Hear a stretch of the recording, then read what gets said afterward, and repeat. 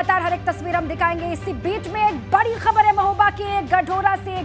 महोबा के गढोरा गांव में चुनाव का बहिष्कार। गढोरा गांव में ग्रामीणों ने किया चुनाव का बहिष्कार। जी हां, गांव को जोड़ने वाले पुल के निर्माण की मांग लगातार कर रहे हैं। सुबह 10 बजे तक गांव के किसी भी बूथ पर यह बड़ी खबर है, मतदान नहीं हुआ है। ग्रामीणों को समझाने के लिए एसडीएम फुलपहाड़ पहुंचे मौके पर और ग्रामीणों को समझाने में लगातार जुटे हुए। तस्वीर आपको दिखा रहे, देखिए सन्नाटा पसरा हुआ है, जहां अलग अलग हिस्सों में लगातार लोग पहुंच रहे हैं सुबह से ही बड़ी संख्या में वोट डालने के लिए। वहां इस तस्वीर को आप देखिए, गढोरा गांव यह है महोबा का, जहां पर लोग बहिष्कार कर रहे हैं चुनाव का।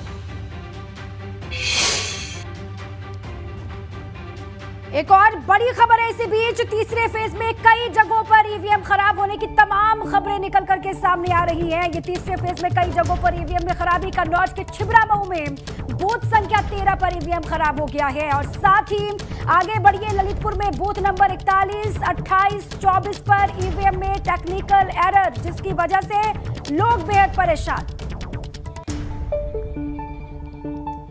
एक और बड़ी खबर आपको दे दें, फिरोजाबाद से है। शुकोहाबाद के आदर्श जनता स्कूल बूथ पर 2 ईवीएम खराब हैं। ये बड़ी जानकारी है फिरोजाबाद से। शुकोहाबाद के एक स्कूल में 2 ईवीएम एक साथ खराब। 305 और 307 पर ईवीएम में खराबी आ गई है। ये बड़ी जानकारी है।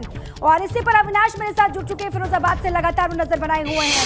अविनाश, देखिए 305 और 307 ये बूथ संख्या बताई जा रही है जहां पर ईवीएम में खराबी। क्या कहते हैं अधिकारी इस खराबी को लेकर? देखिए, अगर बात करें तो अधिकारियों का कहना है कि इसमें कुछ टेक्निकल फॉल्ट आया, टेक्निकल एरर आया है। कुछ ही देर में उसको ठीक कर लिया जाएगा और सुचारू रूप से फिर मतदान की प्रक्रिया जो है उसकी शुरुआत की जाएगी।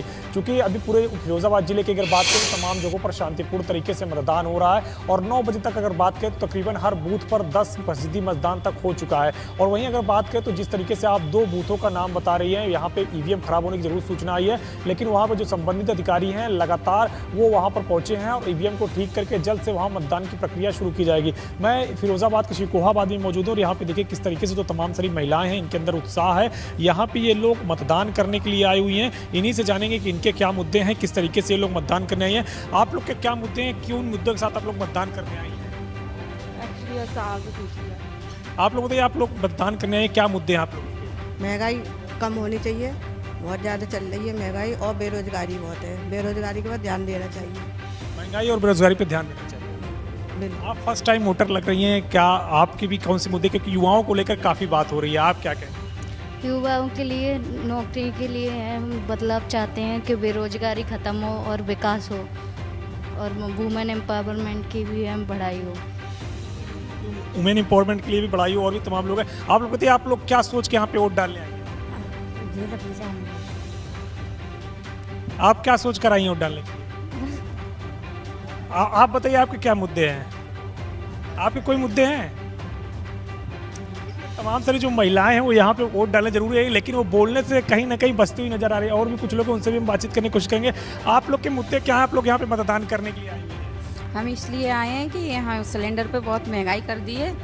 9.5 से का सिलेंडर भर चुके हैं और बच्चे क्या हम बना के खवा सकें बच्चों को, क्योंकि इतनी महंगाई कर चुके हैं। बिल्कुल अविनाश, कई सारे मुद्दे हैं और इन्हीं मुद्दों पर लोग वोट देने के लिए जा रहे हैं, अपना वोट कास्ट कर रहे हैं। लौटेंगे आपके पास, लेकिन कासगंज का वोटिंग परसेंटेज हमारे पास आ गया, वो हम अपने दर्शकों को बता देते हैं। 9 बजे तक कासगंज जिले में 9.55% मतदान हुआ है। लेकिन जो कासगंज की तीनों सीटें हैं वहां पर अलग अलग वोटिंग परसेंटेज भी आपको बता दें। कासगंज में 9.4% वोटिंग हुई है।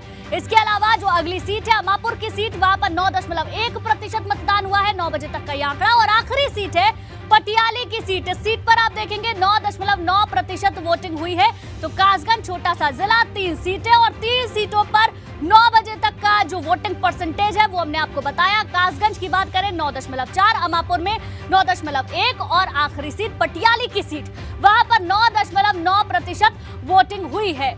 तो कासगंज से हमारे सहयोगी शक्ति सिंह भी बने हुए हैं, उनका रुख कर लेते हैं और जानते हैं वहां अभी क्या तस्वीरें हैं। शक्ति, सुबह से अभी तक क्या वहां पर तस्वीरें बदली है? क्योंकि सुबह हमने कुछ अलग तस्वीरें देखी जहां पर बदसलूकी भी की गई, लेकिन क्या वोटिंग वहां पर सही ढंग से चल रही है? देखिए, बिल्कुल अगर बात की जाए कासगंज जिले की तो कई जगह ऐसी शिकायतें जरूर आ रही हैं कि जो ईवीएम है वो खराब है, लेकिन बाद में उन्हें सही कर लिया जा रहा है। लेकिन ईवीएम ज़्यादातर खराब ही नज़र आ रही हैं। वहीं अगर हम कासगंज की बात करें तो कासगंज में ये बूथ, ये इस समय सेंटर है जहाँ पर हम इस समय गांधी आज़ाद इंटर कॉलेज है वहाँ पर मौजूद हैं। और आप देख रहे हैं कि यहाँ पर तमाम जो लोग हैं वो वोट करने आए हुए हैं। यहाँ पर इस समय अभी जो ब्रज क्षेत्र के प्रदेश अध्यक्ष है रजनीकांत माहेश्वरी, वह उनका परिवार, उन्होंने भी यहाँ पर अभी वोट डाला है। और वोट डालने के बाद वो अभी जो बूथ्स के बाहर निकले हैं। अब उनसे हम बात करने की कोशिश करेंगे कि उन्होंने वोट डाला है और वोट डालने के बाद ये किस तरह की वो सोच रखते हैं और क्या सोचते हैं। जो परिवार है उनका, उनके पहले परिवार से बात करते हैं। ये सभी लोग हैं। बिल्कुल, देखिए शक्ति लगातार आप तस्वीरें दिखा रहे हैं। अब हमीरपुर का रुख हमें करना होगा, जहां मेरे सहयोगी विकास पुरवार इस वक्त मौजूद हैं। उनके साथ मौजूद हैं खास मेहमान साध्वी निरंजन ज्योति। विकास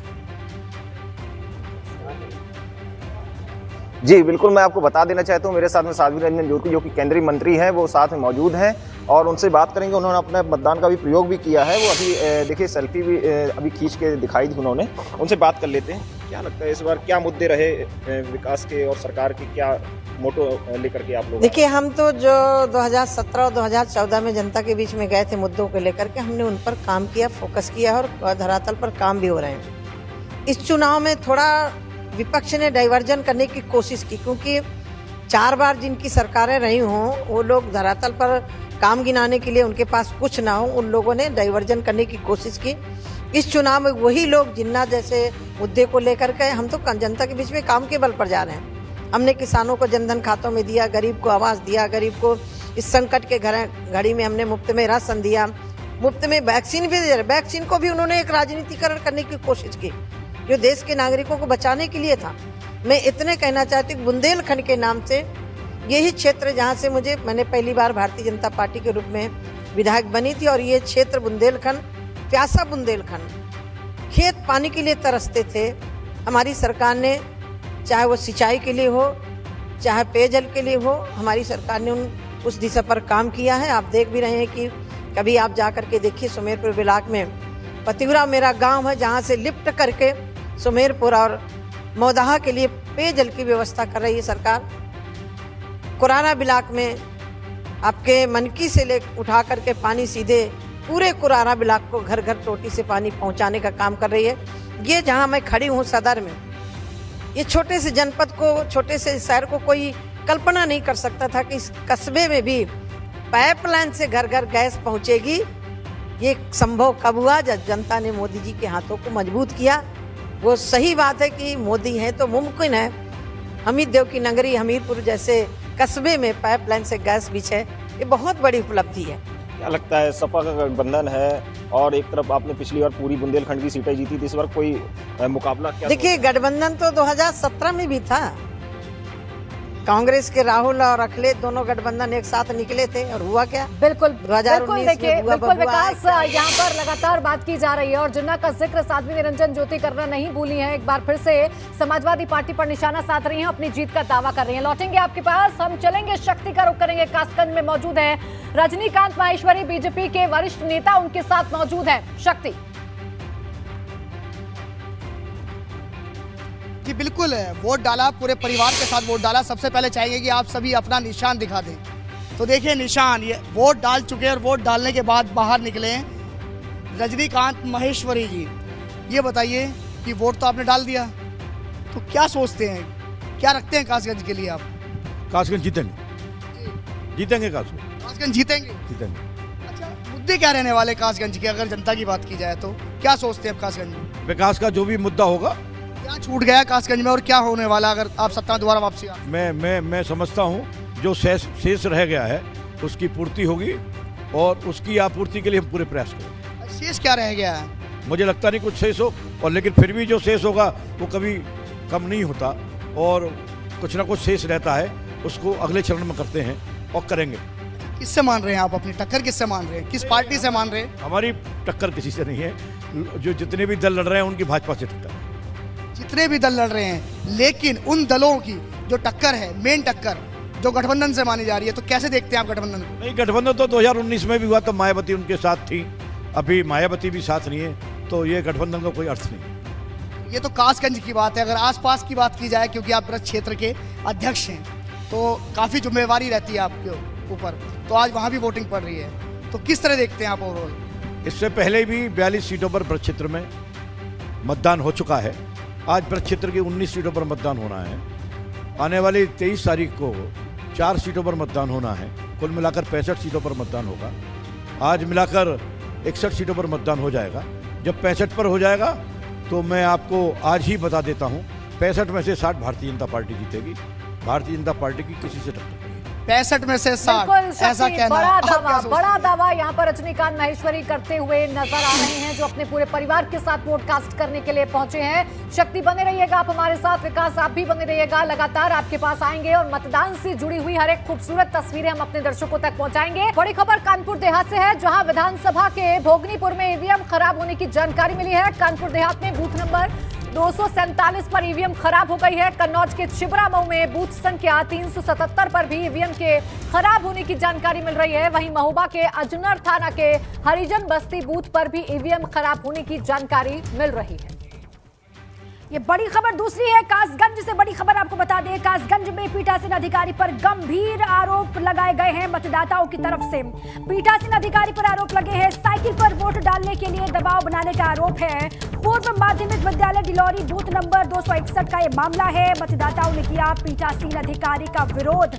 पीठासीन अधिकारी पर ही सीधा आरोप लगाया जा रहा है, वोट जबरदस्ती डलवाया जा रहा है, ये भी मतदाता यहाँ पर कहते हुए सुने जा रहे हैं, जिसके बाद अब पूरा मामला गर्माता जा रहा है। वोट डालने गया तो मुझे इशारा दे रहे हैं कि इस पर साइकिल पे वोट डालिए आप। ये कौन सा बूथ है? ये डिलोरी है। तो जगह से इस पर डाली, मैंने कहा आप उधर हटिए, पहले वो हटे नहीं, मैंने अपने इच्छा से फिर डाला वोट। जहाँ पर साइकिल पे डाल रहा हूँ, फिर हमने कि हमारी मर्जी हो तहाँ डाल रहे हैं। फिर क्या हुआ? फिर बिना कि नहीं जहाँ पे डाल रहा मैंने, मेरा मन हो तहाँ डाल रहे हैं, तेरे कैसे नहीं डाल रहे हैं। तो मेरे सहयोगी वीरेश लगातार हमारे साथ जुड़े हुए हैं। वीरेश, क्या तस्वीरें हैं आपके पास? सैफई का आवास है, जिसे बंगला कहा जाता है मुलायम सिंह यादव, अखिलेश यादव का, उसका ये वीआईपी गेट है। वीआईपी गेट कहने का आशय ये है कि इस पार, उसके उस पार जो मुलायम सिंह यादव का जो पैतृक घर है, यानी जो पुराना घर है, वो सड़क के उस पार पड़ता है और पहले दरवाज़ा उधर से ही था। ये वीआईपी गेट 2012-17 की सरकार बनी है उसमें खुला है, क्योंकि हवाई पट्टी यहाँ से 10 किलोमीटर दूर है और हवाई पट्टी के लिए निकलना हो तो इस गेट से निकलते हैं अखिलेश यादव, मुलायम सिंह यादव, और जब लोगों से मिलना हो तो उस पैतृक आवास की तरफ जो उनका घर खुलता है वहां से। लेकिन ये हवाई पट्टी आप देख रही हैं कि जो स्क्रीन पर, टेलीविजन स्क्रीन पर दिखाई दे रहा है, और ये मुलायम सिंह यादव के शासनकाल में बन गया था हवाई पट्टी, और इसका जो सौंदर्यीकरण था, इसका जो स्टेटस था, वो अखिलेश यादव के कार्यकाल में 12 से 17 के कार्यकाल में बढ़ा है, बनाया गया है। ये सड़कों को देखिए, ये जो सड़कें हैं किसी बड़े महानगर की सड़कों से कम नहीं है। सैफई की तुलना हम कहें सुविधाओं के हिसाब से तो किसी बड़े महानगर, बड़े जो शहर हैं उसके हिसाब से है, क्योंकि एकमात्र ऐसा परिवार है, राजनीतिक घराना है, जिसने अपने गांव, अपने समाज और अपने इलाके और अपने ज़िले का सौंदर्यीकरण, उनके विकास, उनके उत्थान के लिए बहुत ज़्यादा काम किया है। इसीलिए विपक्ष के लोग हमेशा आरोप लगाते हैं कि हम पूरे उत्तर प्रदेश का विकास करेंगे, केवल सैफई का नहीं। पूरा उत्तर प्रदेश जो है हमारा गांव है, हमारा घर है, हमारा सैफई है, इसलिए हम पूरे यूपी के सर्वांगीण विकास की बात करते हैं। इस समय जब मैं आपसे बात कर रहा हूं, उस दरमियान अखिलेश यादव अपने पूरे परिवार के साथ घर के अंदर हैं और इंतजार किया जा रहा है। बहुत अहम तस्वीरें आप हमारे दर्शकों तक पहुंचा रहे हैं। इंतजार उस पल का है जब अखिलेश यादव अपने पूरे परिवार के साथ निकलेंगे वोट कास्ट करने के लिए। लौटेंगे आपके पास तमाम तस्वीरों के लिए वीरेश।